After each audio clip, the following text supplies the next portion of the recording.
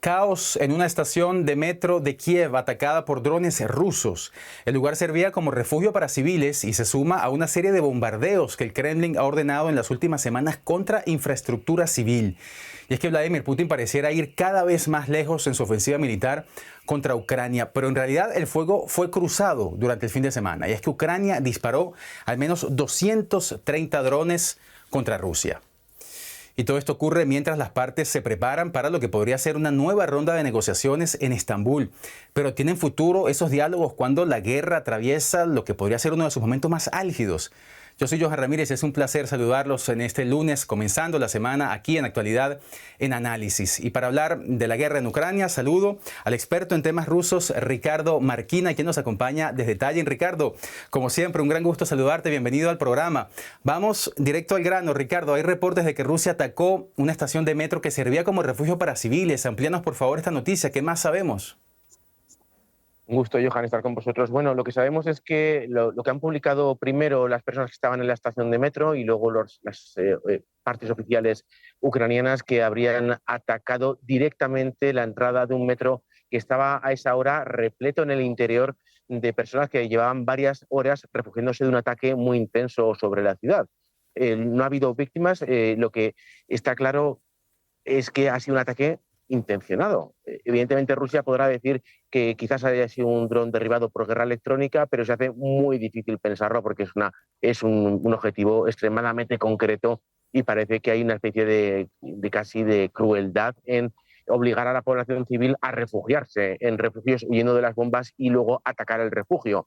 Es un acto realmente inexplicable en una guerra, especialmente cuando, muy bien comentabais, que dentro de poco se supone que va a haber unas nuevas negociaciones de paz. Un acto, insisto, inexplicable, muy difícil de saber qué es lo que piensa Moscú cuando realiza ataques de este calibre contra población civil que precisamente estaba tratando de esconderse de estos ataques.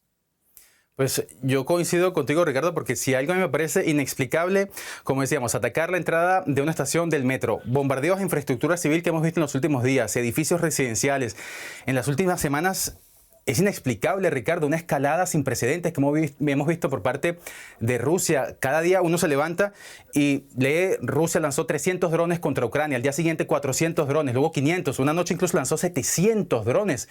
¿No se supone, como tú mismo decías, Ricardo, que Moscú y Kiev están negociando para llegar a una tregua? La estrategia que podemos deducir por parte de Kremlin es que quieren conseguir un hastío, un cansancio generalizado en la población civil ucraniana para que ésta presione a sus propias autoridades para lograr así que negocien en posición de debilidad. Esto es, forzar al gobierno de Zelensky a aceptar esas cesiones como un mal menor. Quieren que los ucranianos acepten que perder, por ejemplo, Zaporilla o Gerson, sea aceptable a cambio de que estos ataques de 300, 400, 500, 700 drones cada noche, pues que parezca un precio justo, un precio razonable a pagar. Es sin duda una estrategia cruel porque pone el punto de mira a hacer sufrir a la población civil. Hemos visto que sí hay ataques contra infraestructuras militares, sí hay ataques contra tropas, pero lo que hemos visto desde comienzos de junio es un ataque deliberado contra posiciones e infraestructuras civiles.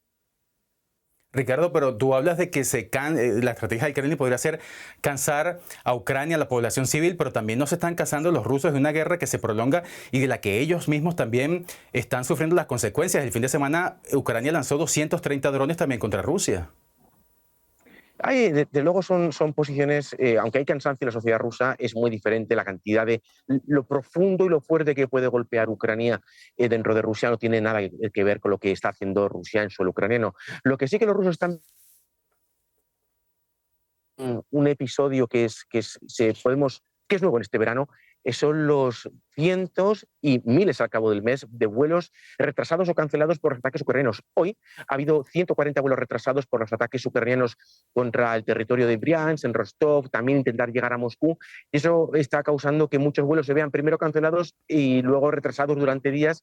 Y vemos los aeropuertos, Sheremetyevo, Domodedovo, Vnukovo, los principales aeropuertos de Rusia están colapsados con miles de personas esperando. Evidentemente, esto no tiene nada que ver con estar huyendo con tus hijos de la guerra y que te lleva un misil donde estás refugiado. Evidentemente son escenarios muy diferentes, pero también podemos decir que sí hay un cansancio en la sociedad civil rusa. A ver, tú nos dices el impacto de la guerra, en ese sentido, sería de alguna forma limitado, ¿no? Nos hablas de la anulación de vuelos cuando por el lado de Ucrania, como tú mismo mencionas, estamos viendo pérdidas civiles. Hablemos ahora del otro impacto que puede estar sufriendo también la población con el tema de las sanciones, porque es que en este contexto en el que estamos hablando, Ricardo, la semana pasada apenas la Unión Europea anunció una nueva tanda de sanciones, si no me equivoco, la 18ª desde el inicio de la guerra. Parece que esto ya no tiene ningún efecto, ¿o sí, en Rusia? Bueno, efecto tiene, y la sociedad, la economía rusa no es la misma de 2022. Desde luego, el mercado ruso está muy tocado. Las hipotecas, por ejemplo, algo que afecta a trabajadores como nosotros, pues están ahora mismo imposibles para una persona normal. Hipotecas cercanas al 30%, traten de imaginarlo, es algo demencial. Pero es verdad que de todo esto se podrá escribir, uno de los libros que se podrá escribir en esta guerra es cómo Rusia ha sabido navegar estas sanciones y superarlas, parchearlas, incluso mejorar su economía para adaptarse. Sin duda una masterclass de resiliencia, de fuerza ante las sanciones internacionales, la que ha dado la economía rusa.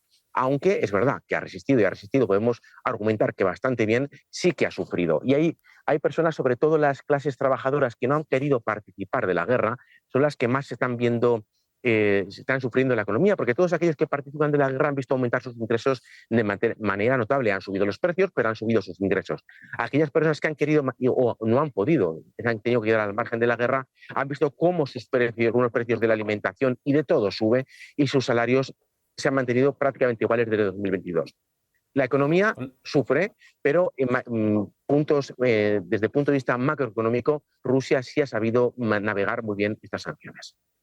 Por lo que nos dices, y eso pasa en todas las guerras, hay gente a la que salen beneficiados de la guerra, y yo tengo en realidad, Ricardo, tiempo escuchando analistas y expertos, e incluso líderes europeos y el propio presidente Zelensky, que dicen que a Rusia no le interesa la paz y que al contrario le conviene seguir en guerra. En serio, Ricardo, es una posibilidad lógica y razonable. ¿Tú qué piensas, que conoces también la región? Bueno, Rusia quiere la paz en sus términos. Rusia quiere quedarse en las 4 regiones que ocupa parcialmente y obligar a Ucrania a ser un Estado vasallo.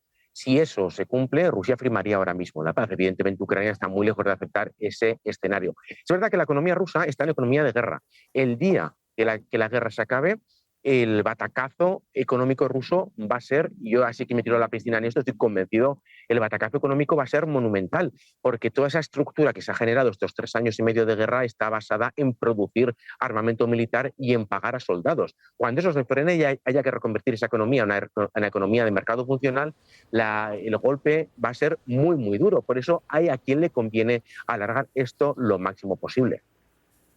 Incluso el precio de vidas civiles, es lo que parece realmente, francamente inexplicable, Ricardo.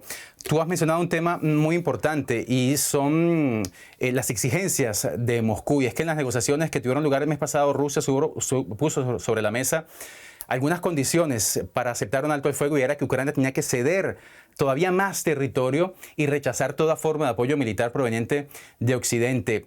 Son exigencias, por supuesto, que Kiev calificó de inaceptables. Viendo esto, Ricardo, ¿crees que hay realmente voluntad política de la parte de Moscú para negociar y conseguir una tregua? No, yo creo que ahora mismo lo que quieren es poner el listón muy alto para que Ucrania no pueda aceptar esas condiciones, y mientras tanto, mientras este paripé, este trampantojo de negociaciones siga adelante, pues seguir avanzando sobre el terreno. Esa parece la estrategia. A mí me parece meridianamente claro que esto es así, que Rusia quiere continuar durante este verano, que curiosamente es el plazo que le ha dado Donald Trump a Putin, 50 días hasta mediados de septiembre, para continuar sus operaciones militares, y estoy seguro que Rusia va a aprovechar todos y cada uno de esos 50 días para, 1, castigar a la población civil y buscar el cansancio social de Ucrania, y 2, hacerse militarmente con el máximo territorio posible en estas 4 regiones, e incluso ir más allá. Y en ese panorama que nos estás entonces pintando, Ricardo, ¿cómo se perfila la reunión que podría tener lugar esta semana entre Rusia y Ucrania? ¿Servirá para algo ese próximo encuentro?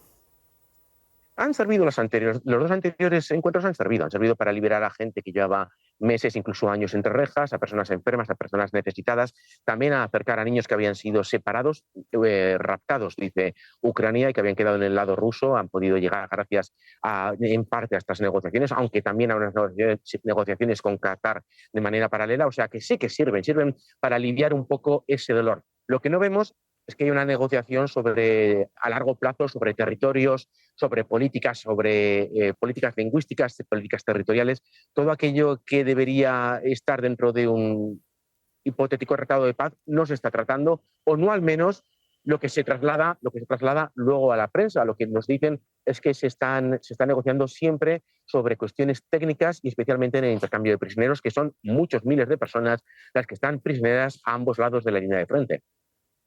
Y ahora que hablamos ya de la negociación como tal, Ricardo, a mí me da la impresión de que es Ucrania actualmente quien está cada vez más interesada en reunirse con Rusia para conseguir un alto el fuego. Es Ucrania quien ha hecho nuevamente una propuesta de encuentro esta semana en Estambul. Incluso el presidente Zelensky decía el fin de semana que estaba dispuesto a reunirse con Vladimir Putin, una retórica que, Ricardo, hasta hace algunos meses era impensable, porque se había negado Zelensky a reunirse con Putin hasta tanto no cesaran los ataques. ¿Puede ser este el indicio de que Ucrania está perdiendo la guerra? Porque quien está ganando no necesita negociar. Desde luego es un indicio muy lógico de pensar así, pero por otra parte hay otro factor, que es el factor Donald Trump. Zelensky ha entendido qué es lo que necesita Trump, qué es lo que necesita mostrar ante Trump para contar con su beneplácito. Zelensky necesita mostrar a Trump que Ucrania, él mismo y su gobierno están dispuestos a hacer cualquier tipo de gesto para lograr la paz, y que Rusia la que niega de manera sistemática el alto el fuego, ya sean de una semana, de 2, de meses o indefinido. Es Rusia quien ha dicho que no a todas las propuestas serias puestas delante sobre la mesa de alto el fuego. Así que de esta manera Zelensky queda como aquel que está dispuesto a mostrar la paz y es Rusia quien la niega. Y esto ha funcionado, porque hemos visto un cambio de tono, también de mensaje, pero sobre todo de tono de Donald Trump con respecto a Putin, que se ha mostrado muchísimo más duro este último mes que, por ejemplo, cuando llegó a la Casa Blanca.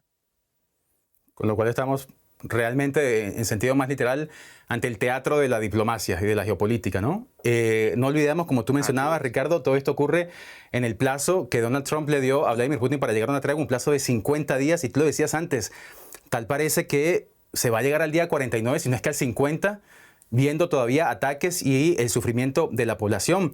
Pero después de eso, Ricardo, ¿tú ves posibilidades reales de que se termine la guerra?